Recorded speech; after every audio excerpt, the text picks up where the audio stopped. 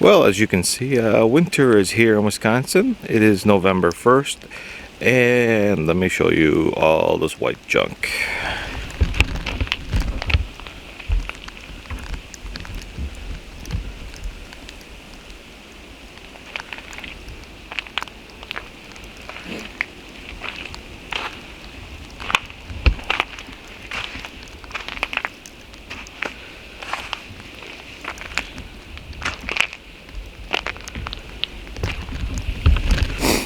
So there appears to be about a good 4 inches on everything. Not exactly what I was hoping for on the November 1st, but hey, it's Wisconsin. What are you going to do? So today's episode is going to be on the next part of the series of skilled trades versus, or not really versus, or college degree. So we're going to be talking about salary, what you can expect for salary and I'm going to compare it to the universities that I used in the first video. So just the average salaries you're going to get, and then versus what you're going to get through an apprenticeship, and then what you're going to get once you become a skilled tradesman. So I hope you guys liked the video. And then, so if you haven't already though, please hit that subscribe. But let's not waste any more time. Let's get to the video.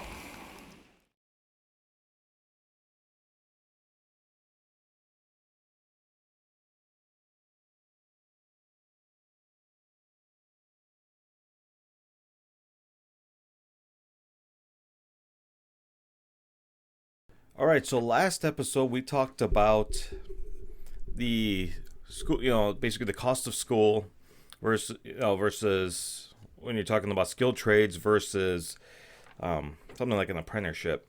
So today we're going to be talking about salary requirements. Now I have to put a disclaimer out there. These are average salaries, folks.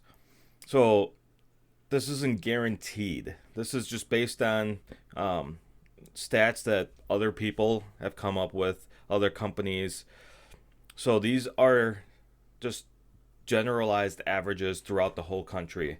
These are not what you get in Wisconsin, you might not get in Indiana. You might not be able to get in California. And there's still taxes involved with everything. So please take that to heart. Do not come after me. I assume no liability for this information. This is just what I have found through reputable sites online. Let me just check the mic here. So we're gonna start off with UW-Madison, because that's what I started off with last episode. So to start off, the national average for any college. So this is just colleges in general. The national average salary coming out of college is $47,000. So now that you have that number, you can compare that to the stats that I'm about to give you. So UW-Madison, which had a 4-year cost of $102,540. That's including rent and housing and things like that, transportation, things like that. So the average starting salary coming out of UW-Madison is $42,000. It's not terrible, but that's a lot of money considering you have about $100,000 or more in debt. So let's go to MSOE, which actually has one of the highest placement rates in the country. I believe their average placement rate, according to MSOE, is about 98%. That means coming out of college, you have about a 98% chance of landing a job, a very good job. So the starting salary coming out of MSOE, which is Milwaukee School of Engineering, is $61,490. Now that is a lot of money for just basically you're almost an entry level, just because you have a 4-year degree or a 5-year degree, but you have no job experience. But you also have to remember, yes, you're making about $20,000, $19,000 more than UW-Madison graduates, but your debt is twice as much at over $200,000. $208,184 is what my last video said. So it's going to take you a lot longer to pay that debt off, unless you took that $20,000 difference or $19,000 difference and you just kept paying that every year but it's still going to take you several years. You're talking probably like 10, 20 years to pay that off. Unless you just really just ramen noodled it and figure something out. It can be done. I'm not saying it can't be done. It's really hard though. So moving on to Milwaukee Area Technical College, otherwise known as MATC for us local folks here. So for a technical diploma, the average starting salary is $34,423. Not bad. That's a technical diploma. That's not even an associate's degree. Technical diplomas range anywhere from 1 to 2 years. So that's not terrible. It's basically like an entry-level job. So if you get a 2 to 3 year associate's degree, your average starting salary goes up to $45,641. An even bigger jump, but you do have to take into consideration the cost of schooling. So let's say you receive the associate's degree, which is technically a 2-year degree. You're looking at $35,634 that you've accrued in student debt. So you're only making about $10,000 more than the debt that you've taken on. So it's gonna take you some time to pay that loan off. Let's move on to Wisconsin County or Waukesha County Technical College. For us local folks, we call it WCTC. And the starting average salary, they did not break it down between technical diploma or an associate's degree. The average starting salary is $42,000 a year. And if you just base it on a 2-year degree, the average cost is $34,680. That's how much debt you have.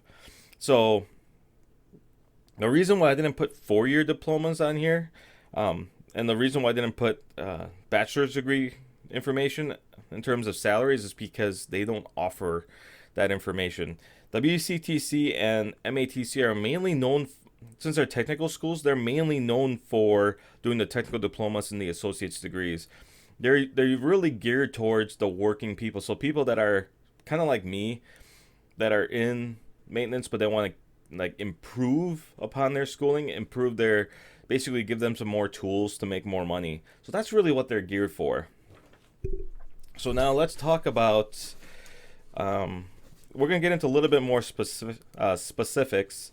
So for example, on a 1-year technical diploma for a facilities maintenance, you are looking at $46,720. So that's on a 1-year technical diploma, which isn't terrible. It's actually very affordable. You're talking about probably less than $10,000 in debt for that technical diploma, maybe a little more. So the automation systems technology degree, it's a 2-year associate's degree. This is through WCTC. The average entry-level job is $50,000 a year. Now, it's a very hard program. I'm actually in this program currently, and it's a very hard program, and it's only going to get harder just because of the fact that WCTC is going to trimesters from what we're being told. And so you're going to end up doubling the course load throughout the school year, because instead of 16-week classes, you're now going to have 8-week classes, which means your class. So if you only had a 4-hour class once a week, now you're going to have 2 4-hour classes a week per class. So your part-time is really going to turn into full-time, which means you're going to have to take less classes. Now, their reasoning is that this way people like me can get our degrees and stuff faster, but since the coursework doubles, I have to take less classes, which means I can no longer if I wasn't using the GI Bill, I couldn't use financial aid. So that would be less than 6 credits. So that makes things really difficult. I don't know who made that decision, but I know it's not.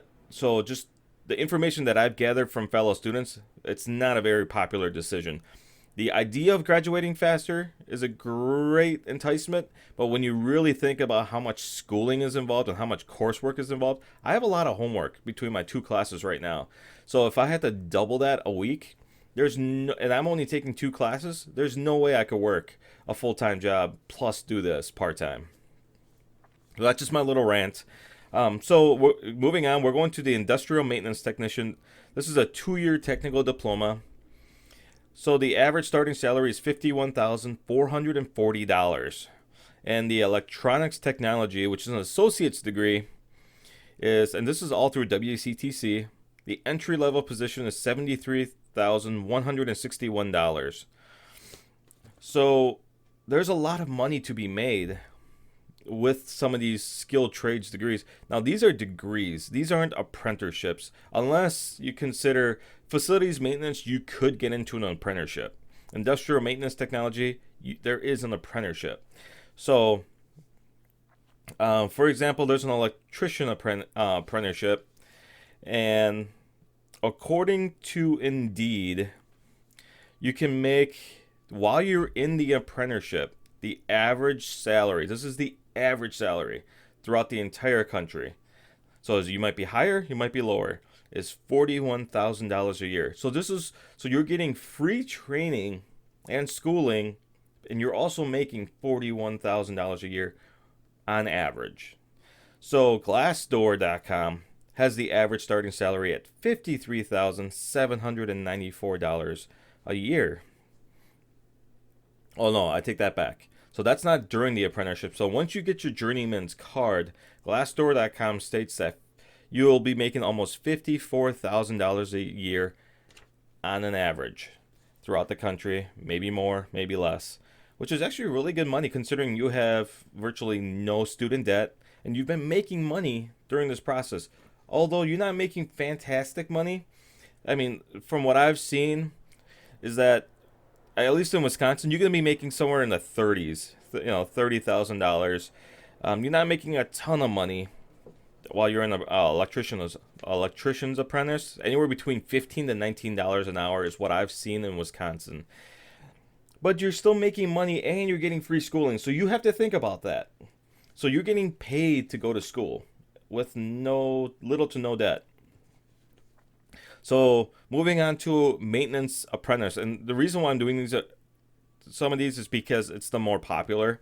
So maintenance apprentice, the average salary during the apprenticeship is about $35,000.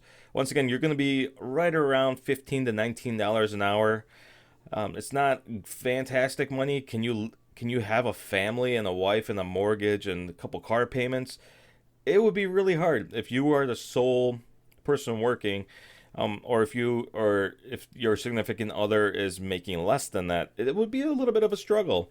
But when you graduate, the starting salary, and there's a big disparity between multiple websites, between like Indeed and Department of Labor and things like that.